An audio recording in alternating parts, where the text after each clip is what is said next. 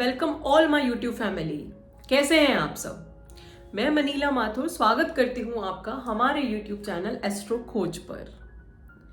आज के वीडियो में हम कुछ ऐसे टिप्स एंड ट्रिक्स की बात करेंगे जो आपके घर में पॉजिटिविटी लेके आएगा, आपकी जितनी भी फाइनेंशियल प्रॉब्लम्स हैं वो दूर करेगा और आपके घर का एनवायरनमेंट हैप्पी करेगा। कुछ ऐसे वास्तु टिप्स जिन्हें फॉलो करके आप आपके लाइफ में सक्सेस पा सकते हैं। इन्हीं वास्तु टिप्स की आज के वीडियो में हम बात करने वाले हैं। अब हम बात करते हैं फर्स्ट टिप की कि जो भी आपके घर में वाटर एलिमेंट है, चाहे वो आपका वॉशरूम हो गया, आपके किचन में हो गया या फिर आपके टेरेस पे पानी की टंकी हो गई, वाटर स्टोरेज जिसको आप कह सकते हैं, तो अननेसेसरी आपको पानी को वेस्ट नहीं करना है।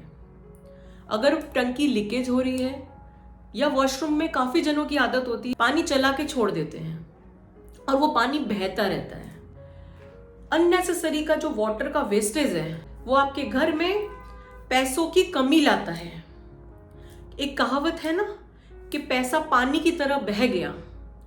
तो जिस तरह से आप पानी को वेस्ट करते हैं, अननेसेसरी वेस्ट करते हैं, तो उसी तरह आपके घर में पैसा अननेसेसरी जाएगा। ये बहुत ही इंपॉर्टेंट वास्तु टिप है कि आपके घर में आपको वाटर एलिमेंट को साफ और अननेसेसरी वेस्ट नहीं करना है। Because floating of water is not good for your home, लेकिन rotating of water is good. तो अगर मैं रोटेटिंग ऑफ वाटर की बात करूं या वाटर फाउंटेन की बात करूं तो वो आपके लिए आपके घर में शुभ होता है। लेकिन वाटर का वेस्टेज, अननेसेसरी आप टैप ओपन करके रखते हैं या वाटर लीकेज हो रहा है, कहीं भी आपका पानी की टंकी में अगर पानी का रिसाव हो रहा है तो वो आप तुरंत ठीक करें। ये इसका सीधा इम्पैक्ट आपके घर में फाइनेंशियल कंडीशन पे पड़ता है। तो ये हो गई आपकी पहली वास्तु टिप, आपको अननेसेसरी वाटर को वेस्ट नहीं करना है। अब हम बात करते हैं नेक्स्ट वास्तु टिप। आपके घर का जो भी मेन गेट है उसका जो फर्श है वो टूटा फूटा नहीं होना चाहिए, क्योंकि वास्तु के अनुसार जो मेन गेट होता है वो बहुत ही इंपॉर्टेंट रोल प्ले करता है आपके घर में एनर्जीज के ट्रेवल का। क्योंकि आप घर के मेन गेट से ही अंदर आते हो और मेन गेट से ही घर के बाहर जाते हो, तो जो आपकी पॉजिटिव और नेगेटिव एनर्जीज होती है वो आपके घर में मेन गेट के थ्रू ही आती है, ट्रेवल करती है। तो आपके जो घर का मेन गेट होना चाहिए वो बिल्कुल साफ होना चाहिए। इसका मतलब उसका फर्श टूटा फूटा नहीं होना चाहिए, उसके बाहर और उसके जस्ट अंदर गंदगी नहीं होनी चाहिए, जूते चप्पल बिखरे हुए नहीं होने चाहिए। क्योंकि काफी लोग घर के बाहर अपने जूते चप्पल रखते हैं, वो ऐसे ही बिखेर देते हैं। अगर आपको जूते चप्पल रखने हैं तो उसके लिए प्रॉपर अलमीरा बनाएं और वो अलमीरा बंद होनी चाहिए। घर के बाहर जितना हो सके ग्रीनरी रखें। आपके मेन गेट के बाहर हमेशा पॉजिटिव एनवायरनमेंट होना चाहिए और इसके वाइस वर्सा मेन गेट के अंदर एंटर करते ही आपका बिल्कुल पॉजिटिव एनवायरनमेंट होना चाहिए, ताकि जो एनर्जीज हैं वो हमेशा पॉजिटिव रहे। तो ये आपकी हो गई सेकंड वास्तु टिप कि आपका जो घर का मेन गेट है वो बिल्कुल क्लीन होना चाहिए, अननेसेसरी का वहां पे कचरा नहीं होना चाहिए। अब हम बात करते हैं तीसरी वास्तु टिप की।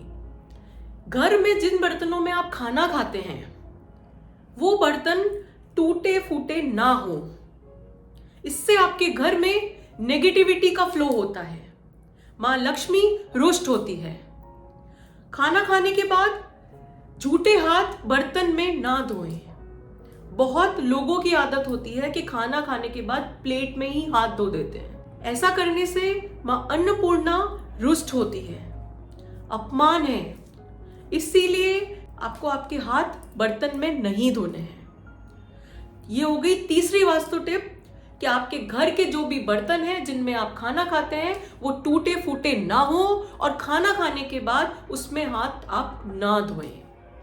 अब हम बात करते हैं चौथी वास्तु टिप की, आपके घर का जो पूजा मंदिर है, वास्तु के अनुसार पूजा मंदिर नॉर्थ ईस्ट कॉर्नर होता है, जो कि है ईशान कोण।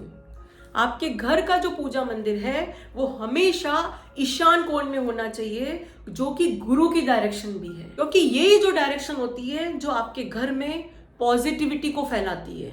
जो भी आपको करियर में सक्सेस मिल रही है, आपके घर में फाइनेंशियल ग्रोथ हो रही है, इसका रीजन होता है आपके घर की नॉर्थ ईस्ट डायरेक्शन, यानी ईशान कोण, आपकी ईस्ट की डायरेक्शन। तो जो भी आपके घर का जो पूजा मंदिर हो वो आप नॉर्थ ईस्ट डायरेक्शन में प्लेस करें, और जिन भी देवी देवताओं की आप पूजा करते हैं उनकी चित्र, उनका फोटो एक से ज्यादा आपके पूजा घर में ना हो, क्योंकि ये भी नेगेटिविटी को शो करता है। तो ये हो गई हमारी फोर्थ वास्तु टिप। अब हम बात करते हैं फिफ्थ वास्तु टिप की, जो कि बहुत ही अच्छा उपाय है आपके घर में फाइनेंशियल ग्रोथ का, आपके घर में प्रोस्पेरिटी बढ़ाने का।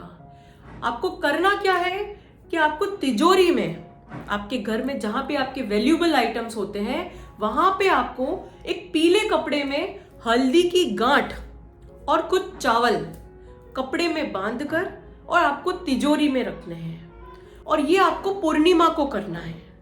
ऐसा करने से आपके घर में धन धान्य की कभी कमी नहीं रहती है। लक्ष्मी आपके घर में सदा निवास करती है, क्योंकि आपके घर में जो भी फाइनेंशियल सक्सेस मिल रही है, किसी भी इंसान को फाइनेंशियल सक्सेस मिल रही है, तो वो माँ लक्ष्मी की कृपा है। बहुत लोगों की शिकायत होती है कि हमारे घर में पैसा आता तो है लेकिन टिकता नहीं है, या फिर पैसा बहुत ही कम आता है। तो ये जो वास्तु का महा उपाय है, इसको करने से आपके घर में लक्ष्मी आएगी भी और लक्ष्मी टिकेगी भी। इसको आप जरूर करिएगा।